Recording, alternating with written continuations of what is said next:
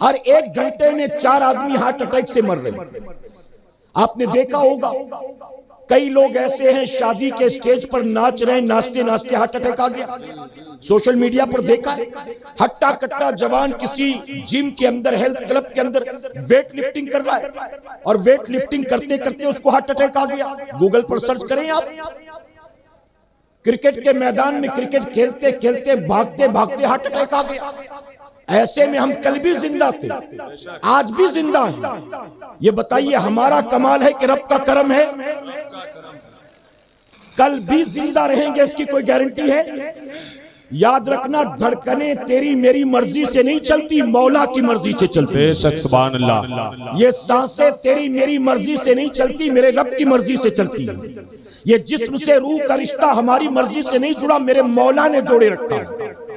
رات سونے والے ہر ایک کو اللہ صبح اٹھنے کی مہلت نہیں دیتا، اور ہر صبح سو کر اٹھنے والے کو اللہ دوبارہ سونے کی مہلت نہیں دیتا۔ وہ جو بیوی بچوں سے جدا ہو کر 4 پیسے کمانے کی غرض سے گھر سے نکلتے ہیں، وہ لوٹ کر بھی گھر آئیں گے اس کی کوئی گارنٹی نہیں ہے، اور جو گھر آ گیا پھر گھر سے نکل سکے گا اس کی کوئی گارنٹی نہیں ہے۔ تو اے سرکار مدینہ کے پیروانو، اللہ کا شکر ادا کرے، یہ سانسیں چلانے والا میرا پروردگار ہے، یہ دل کو دھڑکانے والا میرا پروردگار ہے، یہ رگوں میں خون کو چلانے والا میرا پروردگار ہے، یہ جسم کے جوڑوں کو طاقت دینے والا میرا پروردگار ہے، یہ زبان کو بولنے کی، کان کو سننے کی، آنکھ کو دیکھنے کی صلاحیت دینے والا میرا پروردگار ہے۔ اب بتائیے جب اللہ نے ہمیں اتنی نعمتیں عطا کی ہیں تو اللہ کی نعمتوں کو پانے کے بعد ہمیں اللہ کی اطاعت کرنی چاہیے کہ اللہ کی بغاوت کرنی چاہیے؟ کیا کرنا چاہیے؟ لیکن معذرت کے ساتھ کہوں گا، ہم مسلمانوں کی پوزیشن جانتے ہو کیا ہے؟ آج کے مسلمانوں کا حال یہ ہے، ہم اللہ کو تو مانتے ہیں لیکن اللہ کی نہیں مانتے۔ ہم نے اللہ کی وحدانیت کا اعلان کیا ہے، اللہ کے سوا کوئی عبادت کے لائق نہیں۔ خالق ہے تو وہ، مالک ہے تو وہ، رازق ہے تو وہ، زندگی موت پر قدرت رکھنے والا ہے تو وہ، عزت و ذلت دینے والا ہے تو وہ۔ ہم نے اللہ کا کلمہ پڑھا، اس کی وحدانیت کا اقرار کیا۔ ہم اللہ کو تو مانتے ہیں، اللہ کی نہیں مانتے۔ میرے پیارے آقا کے پیروانوں، جب ساری نعمتیں ہم مانتے ہیں کہ اللہ نے ہمیں دی ہے، کس نے دیا ہے؟ اللہ۔ کسی XYZ نے نہیں۔ جو اللہ کو مانتے ہیں انہیں بھی نعمت دینے والا اللہ، جو اللہ کو نہیں مانتے انہیں بھی سب کچھ کھلانے پلانے والا دینے والا کون ہے؟ اللہ۔ اللہ کے خلیل سیدنا ابراہیم علیہ السلام، آپ کی عادت تھی، ابراہیم علیہ السلام نے پوری زندگی کبھی بنا مہمان کے کھانا نہیں کھایا۔ آپ جب بھی کھانے کے لیے بیٹھتے کسی نہ کسی کو دعوت دیتے، ساتھ بٹھا کر کھلاتے۔ کتابوں میں آتا ہے کبھی کوئی مہمان گھر نہ آتا تو تلاش کرنے کے لیے اپنے ملک کی سرحد تک پہنچ جاتے، کسی مسافر کو ڈھونڈ کر لاتے۔ ایک مرتبہ ابراہیم علیہ السلام ایک شخص کو ڈھونڈ کر لے کر آئے۔ آپ نے کہا میری دعوت قبول کر، چل میرے ساتھ کھانا کھا، میں اکیلے نہیں کھاتا، چل تو مجھے کمپنی دے۔ وہ مسافر آپ کے ساتھ آ گیا، آپ نے ہاتھ دھلایا، دسترخوان پر بٹھایا، سامنے اللہ کی نعمتیں رکھی۔ اب اس مسافر نے جیسے ہی پہلا لقمہ اٹھایا اپنے منہ میں رکھنا چاہتا تھا، اللہ کے خلیل نے اس کا ہاتھ پکڑ لیا۔ مسافر نے کہا ہاتھ کو کیوں پکڑا؟ ابراہیم علیہ السلام فرماتے ہیں جس رب کی دی نعمتیں کھانے جا رہا ہے، کم سے کم کھانے سے پہلے اس کا نام تو لے لے، کم سے کم بسم اللہ تو پڑھ لے۔ اب بتائیے ہم میں کتنے ہیں جو بسم اللہ پڑھ کر کھاتے ہیں، کتنے ہیں جو بسم اللہ پڑھ کر پیتے ہیں؟ ابراہیم علیہ السلام نے فرمایا بسم اللہ تو پڑھ۔ اس مسافر نے لقمہ رکھ دیا برتن میں، اس نے کہا ابراہیم مجھے نہیں پتا تھا کہ تو نے اس کے لیے بلایا، اگر پتا ہوتا کہ اس کے لیے بلایا تو میں آتا ہی نہیں۔ میں تیرے رب کا نام کیوں لوں؟ میں تیرے رب کا ماننے والا نہیں، یعنی میں کوئی تیرا کلمہ پڑھنے والا، تیرے رب کا ماننے والا نہیں، میں اس کا نام کیوں لوں؟ کھلاتا ہے تو کھلا ورنہ مت کھلا، تیری مرضی۔ ابراہیم علیہ السلام فرماتے ہیں کہ رب کی نعمتیں کھانا چاہتا ہے لیکن اس کا نام لینے کو تیار نہیں ہے، اٹھ یہاں سے، نکل میرے گھر سے۔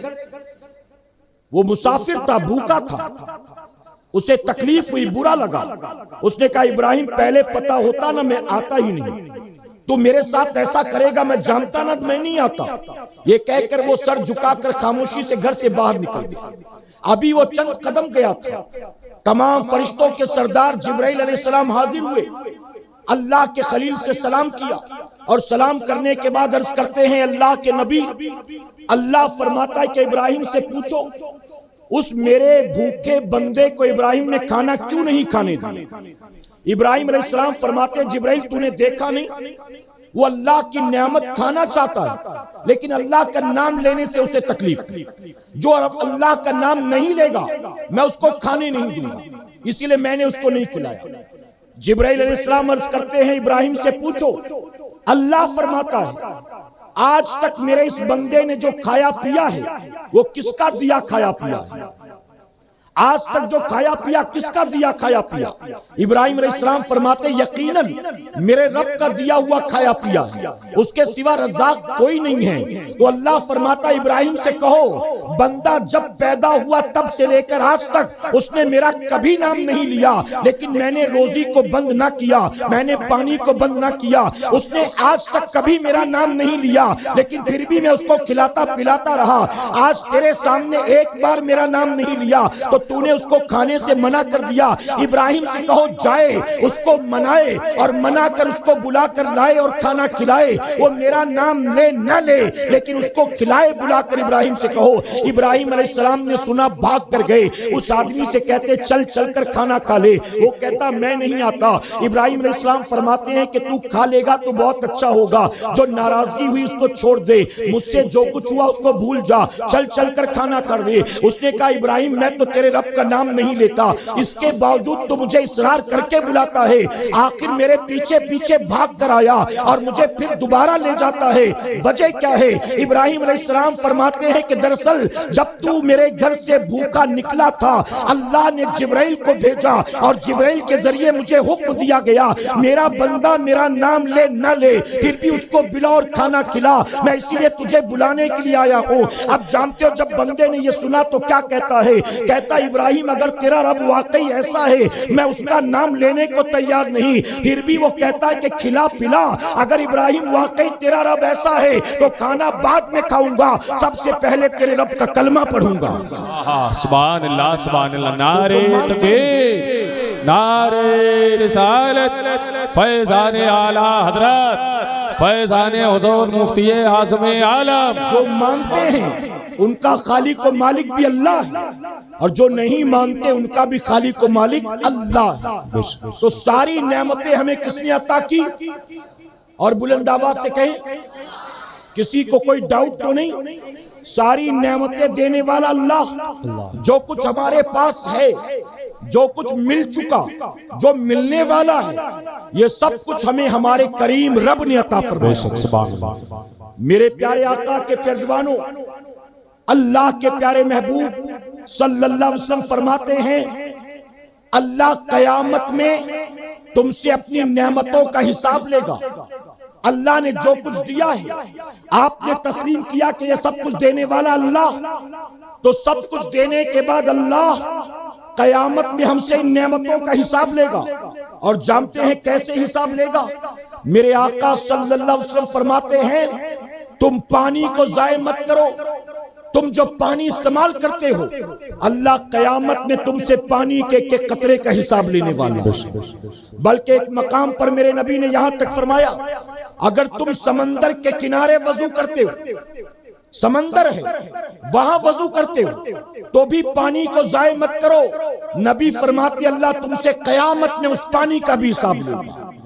اب ذرا بتاؤ میری قوم کے جوانوں، جب قیامت میں اللہ پانی کا حساب لے گا کیا ہماری جوانی کا حساب نہیں لے گا؟ کیا ہماری 40 50 60 سالہ زندگانی کا حساب نہیں لے گا؟ جو کچھ اللہ نے دیا ہے، جس پر اکڑتے ہو، جس کی وجہ سے بڑے بنے پھرتے ہو، جس کی وجہ سے لوگ عزت کرتے ہیں، جس کی وجہ سے آپ کو عہدے مل گئے ہیں، جس کی وجہ سے لوگ آپ کے آگے پیچھے گھومتے ہیں، یقین جانو مسلمانوں یہ سب کچھ اللہ نے عطا کیا ہے. اور جو کچھ بھی اللہ نے عطا کیا ہے اللہ نے ہم کو دیا ہے. مالک ہم نہیں ہیں، مالک میرا پروردگار ہے. ہمیں نعمتیں رب نے دے دی، یہ اس کا کرم اور احسان ہے. ہم مالک نہیں ہیں، مالک دینے والا اللہ ہے، اور قیامت میں اللہ ہم سے اپنی ایک ایک نعمت کا حساب لینے والا۔ میں ایک مثال دیتا ہوں آپ، ایک شوہر اپنی بیوی کو گھر خرچ کے لیے مہینے کے 8-10 ہزار روپے دیتا ہے، تو بیوی کو گھر خرچ کے لیے جو پیسے دیتا ہے گھر چلانے کے لیے، اس کا اس سے حساب لیتا ہے کہ نہیں لیتا ہے؟ کالج جانے والے بیٹے بیٹی کو اگر ماں باپ پاکٹ منی دیتے تو کیا بتائیے ماں باپ بچوں سے پیسے کا حساب لیتے ہیں کہ نہیں لیتے؟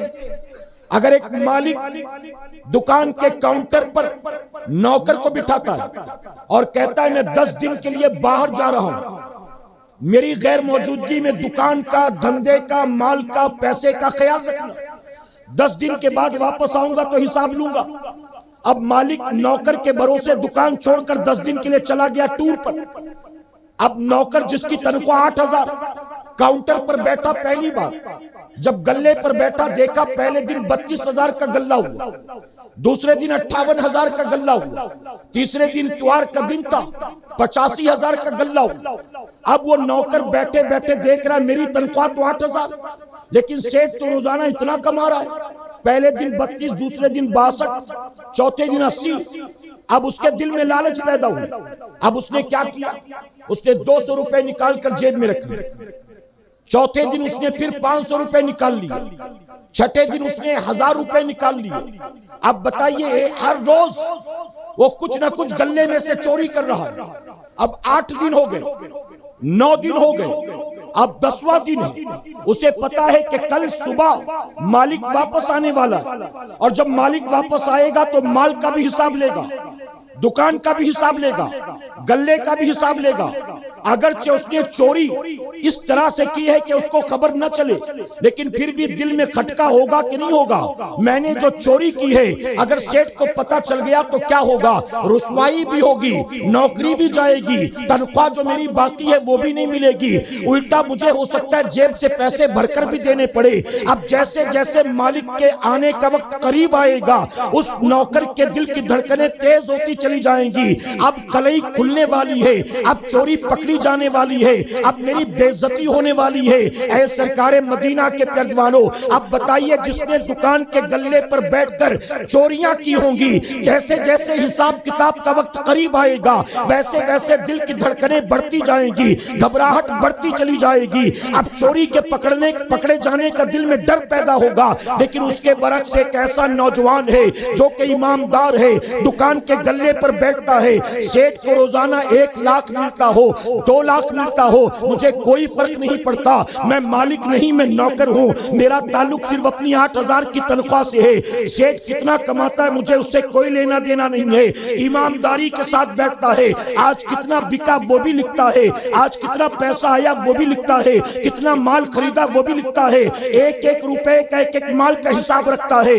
اب جب مالک کے آنے کا وقت قریب آئے گا اس کے دل میں ڈر پیدا نہیں ہوگا، کیونکہ اس نے چوری نہیں کی ہے، اس نے گھوٹالے نہیں کیے ہیں، اس نے کوئی فراڈ نہیں کیا ہے، بلکہ وہ کہے گا مالک 10ویں دن نہیں، ہفتے بھر کے بعد بھی آ جائے، دوپہر کے 2 بجے نہیں، رات کے 2 بجے بھی میرا دروازہ کھٹکھٹائے اور مجھ سے حساب مانگے، میں حساب دینے کے لیے تیار ہوں، کیونکہ میں نے چوری نہیں کی ہے، میں نے بغاوت نہیں کی ہے۔ اے سرکار مدینہ کے پیروانو، یہی حال ہمارا اور آپ کا ہے۔ اللہ تبارک تعالیٰ نے ہمیں زمین پر بھیجا، ہمیں 40 50 60 سالہ زندگی دی، اللہ نے خوبصورت چہرہ دیا، اللہ نے ہاتھ پیر میں طاقت دی، اللہ نے مال و دولت دیا، اللہ نے عزت و نام دیا، لیکن زمین پر آنے کے بعد ہم نے گھوٹالے کیے، اللہ کی نافرمانی کی، ہم نے اللہ سے بغاوت کی، اور یہی وجہ کہ جیسے جیسے داڑھی سفید ہوتی ہے، جیسے جیسے جوڑوں میں درد پیدا ہوتا ہے، جیسے جیسے عمر بڑھتی چلی جاتی ہے اور موت قریب آتی چلی جاتی ہے، دل کی دھڑکنیں تیز ہو جاتی ہیں، موت کا ڈر دل میں پیدا ہو جاتا ہے، اس کی وجہ کہ مریں گے تو کلئی کھل جائے گی، مریں گے تو زندگی بھر کے گناہوں سے پردہ اٹھ جائے گا، مریں گے تو رب کی بارگاہ میں زندگی بھر کا حساب کتاب دینا پڑے گا، اور پھر نتیجہ کیا ہوگا؟ ہم گرفتار کر لیے جائیں گے، ہم کو جہنم کی آگ میں ڈال دیا جائے گا۔ ہم نے زمین پر آنے کے بعد اللہ سے بغاوت اور اللہ کی نافرمانی کی، یہی وجہ کہ ہمیں موت سے ڈر لگتا ہے، لیکن اولیاء صوفیاء کی زندگی کو اٹھا کر دیکھ لے، یہ وہ لوگ ہیں کہ جنہوں نے زمین پر آنے کے بعد اپنی زندگی کا ایک لمحہ بھی اپنی مرضی کے مطابق نہیں گزارا ہے، اپنے مولا کی مرضی کے مطابق گزارا ہے. وہ جیے ہیں تو رب کی مرضی کے مطابق, وہ مرے ہیں تو مولا کی مرضی کے مطابق. اور یہی وجہ ہے کہ جب عمر بڑھتی ہے, موت قریب آتی ہے, موت کا فرشتہ سرہانے آ کر کھڑا ہوتا ہے تو دل کی دھڑکنیں تیز نہیں ہوتی, ان کے دل میں موت کا ڈر پیدا نہیں ہوتا. اس کی وجہ وہ جانتے ہیں ہم نے زمین پر آنے کے بعد رب رسول کی نافرمانی نہیں کی, ہم نے زمین پر آنے کے بعد اللہ رسول سے بغاوت نہیں کی. اور وہ جانتے ہیں موت وہ سیڑھی ہے کہ جس سیڑھی کو پار کرنے کے بعد اللہ کے محبوب سے کا دیدار ہونے والا ہے. بن دیکھے زمین پر جن پر ہم درود و سلام پڑھتے چلے آئے تھے, اب مرنے کے بعد ان کے رخ زیبا کی زیارت ہونے والی ہے. اے مسلمانوں, یہی وجہ ہے وہ موت سے نہیں ڈرتے, ہر وقت موت کو سینے سے لگانے کے لیے تیار رہتے ہیں. اور ہماری پوزیشن یہ ہے اگر کسی کو تیسرا اٹیک بھی آ جائے اور سرہانے بیٹھ کر کوئی عیادت کرنے والا کہے اللہ فضل فرمائے, اللہ ایمان پر خاتمہ عطا کرے, اللہ آپ کے لیے آسانی فرمائے, تو وہ یہ دعائیں پسند نہیں کرتا. وہ چاہتا ہے کہ آنے والے مجھے زندگی کی دعا دیں, شفا کی دعا دیں, صحت کی دعا دیں, عمر میں برکت کی دعا دیں. جو بستر مرگ پر ہے, پاؤں جس کے قبر میں لٹکے ہیں, وہ بھی موت کی تمنا نہیں کرتا. اس کی وجہ کیا ہے؟ اسے پتا ہے زمین پر آنے کے بعد ہم نے اللہ رسول کی نافرمانی کی ہے, جیسے ہی جسم سے روح کا رشتہ ٹوٹے گا عذاب کا سلسلہ شروع ہو جائے گا, مصیبتوں پریشانیوں کا سلسلہ شروع ہو جائے گا. اے سرکار مدینہ کے پیروانوں, جب آپ سب یہ مانتے ہو ہمیں جو کچھ ملا ہے سب اللہ ہی نے عطا کیا ہے, تو اللہ کی نعمتوں کو پانے کے بعد, صبح شام اللہ کی نعمتوں کو کھانے پینے کے بعد, اللہ کی نعمتوں کو پہننے اوڑھنے بچھانے کے بعد اللہ کی نافرمانی کیسے کرتے ہو؟